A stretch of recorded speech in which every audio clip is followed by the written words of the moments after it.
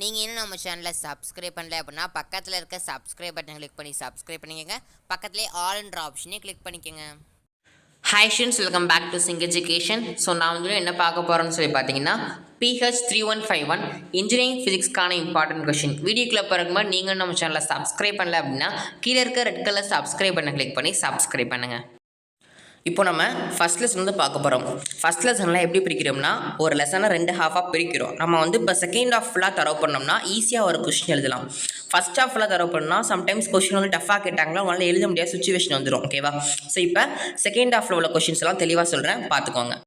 First question gyroscope. நீங்கள் previous year question paper எடுத்து பார்த்தாலே அதிகமாக இந்த கொஷின் தான் இருக்கும். கைரோஸ்கோப் தான் ஃபஸ்ட். இதில் கைரோஸ்கோப்னா என்ன டெஃபனிஷன் எழுதணும், அதுக்கப்புறம் பிரின்சிபல் எழுதணும், டிஸ்கிரிப்ஷன் எழுதணும், diagram, working and applications 4 points கண்டிப்பாக எழுதணும். Okay, next question torsional pendulum and double pendulum.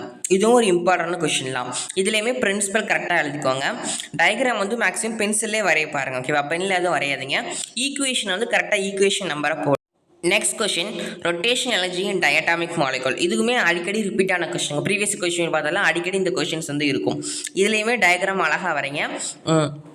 Equation கரெக்டாக தான் ஈக்குவேஷன் நம்பரை போடுங்க. ஈக்குவேஷன் நம்பரை மாற்றி போட்டுறாதீங்க. ஓகேவா? இந்த வீடியோ பிடிச்சிருக்குன்னு நினைக்கிறேன். லைக் பண்ணுங்கள், ஷேர் பண்ணுங்கள், கமெண்ட் பண்ணுங்கள், மறக்காம உங்கள் ஃப்ரெண்ட்ஸ் கூட ஷேர் பண்ணுங்கள். Okay students, thank you.